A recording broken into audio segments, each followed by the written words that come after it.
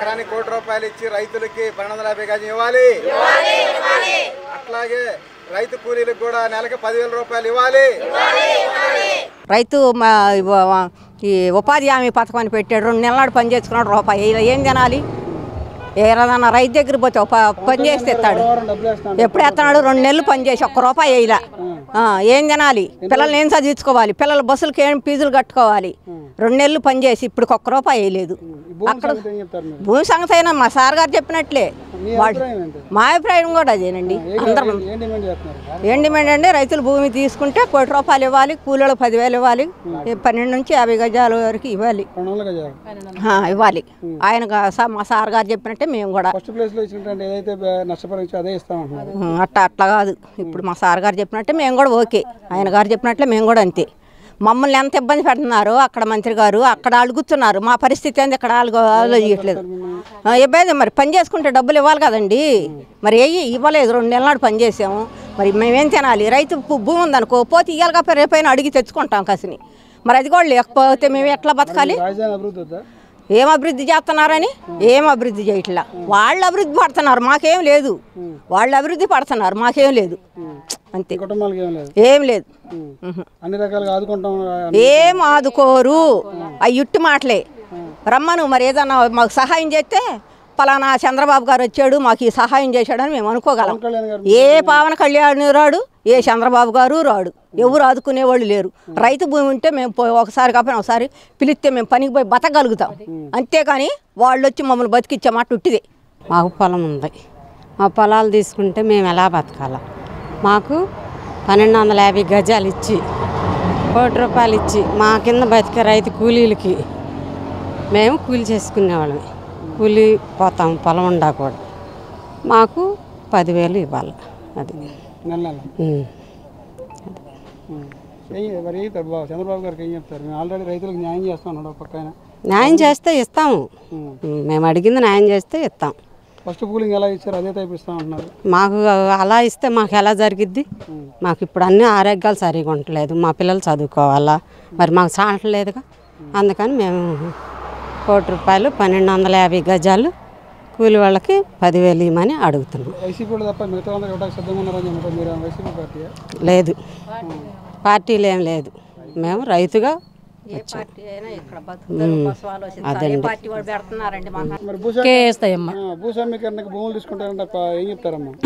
మాకు ₹1,00,00,000 కాడికి ఇవ్వాలా, 10,000 కాడికి కూలి వాళ్ళకి ఇవ్వాలా, 1200 గజాలు మాకు ఇవ్వాలా.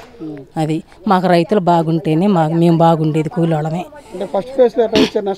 ఫస్ట్ ప్లేస్ మా నష్టమేనండి రైతులకి.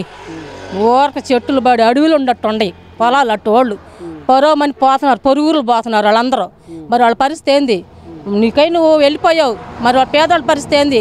పేదవాళ్ళు ఉంటేనే రేపు నీకు ఓట్లకు వచ్చేది. మళ్ళీ వాళ్ళు లేదు నీకేం చెప్పు. అదండి అభివృద్ధి ఏది మాకు చెందల. మాకు ఈ పార్టీ అవరు మాకు వద్దు, కానీ మాకు రైతుల కోసం కావాలండి. మాకు పార్టీలతో అవడగద్దు. అమరావతి అభివృద్ధి లేదు, ఏం లేదు. లేదు, ఏం లేదు, ఏం లేదు. వాళ్ళకై వాళ్ళు ఓట్లు వేయించుకొని వాళ్ళకై వాళ్ళు ఏసీలు కూర్చొని ఆటలో వాడు తిరిగితే పేదవాళ్ళ పక్షాన ఏంది? ఇంకా ఏందండి? మేమేం తిని బతకాలి? ఇప్పుడు వర్షాలు ఇప్పటికి ఏం తిని బతకాలి మేము? చెప్పండి. అది ఎవరికి? మాకు వస్తుందా పెన్షన్? పెన్షన్ వస్తే 4,000. ఎంతవరకు అండి? ఒక ఉప్పు ప్యాకెట్ ₹15 వస్తుంది. ఉప్పు ప్యాకెట్కే ఏం తెచ్చుకొని బతకాలండి మేము? అది మెడికల్ ఫ్రీగా లేదు, ఏం లేదండి. మాకేం లేదు.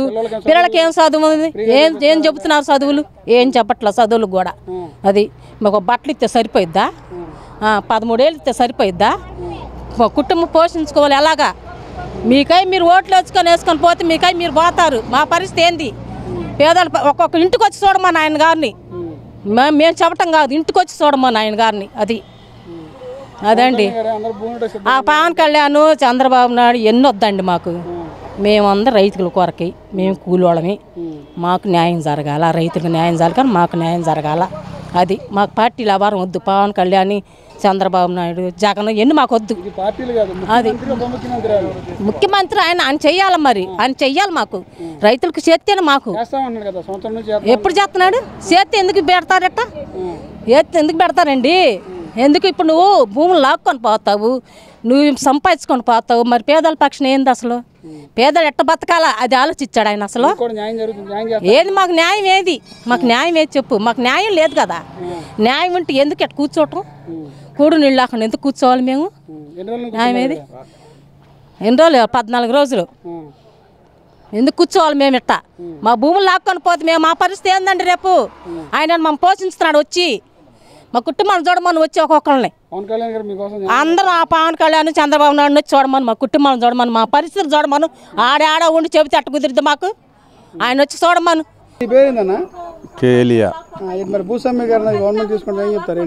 భూసమీకరణ అయితే ఇయడానికి రైతులు ఇష్టమే.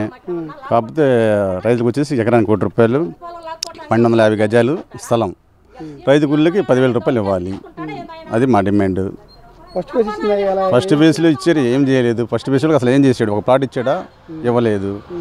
లేదు ఒక అమౌంట్ అనేసాడు, ఏం లేదు. ఏదో పెన్షన్ ఏమి ఇస్తున్నాడు? పెన్షన్ 4,000 రూపాయలు. జగన్ వచ్చిన తర్వాత 5,000 రూపాయలు చేశారు. 3 ఏళ్ళు అంతకుముందు. జగన్ గారు లాస్ట్లో అది కూడా ఎలక్షన్ ఉందనగా 5,000 రూపాయలు చేశారు. అదే పాటిస్తున్నాడు. మరి అదే పాటిస్తే ఎట్లా? వాళ్ళు మరి పెంచాలి కదా. ఏం రావట్లేదని తెలుసు కదా. అభివృద్ధి కావాలి. అభివృద్ధి కావాలంటే ఎవరు పొలం అమ్ముకొని అభివృద్ధి చేస్తావు? నీ అమ్ముకొని తెచ్చి చెయ్యి. నువ్వు 2 లక్షల కోట్లు సంపాదించావు. దాంట్లో ఎంత పెడతావు పెట్టు. మా రైతుల దగ్గర తీసుకుంటే ఎందుకు? మా కూలీలను ఇబ్బంది పెడతావు ఎందుకు?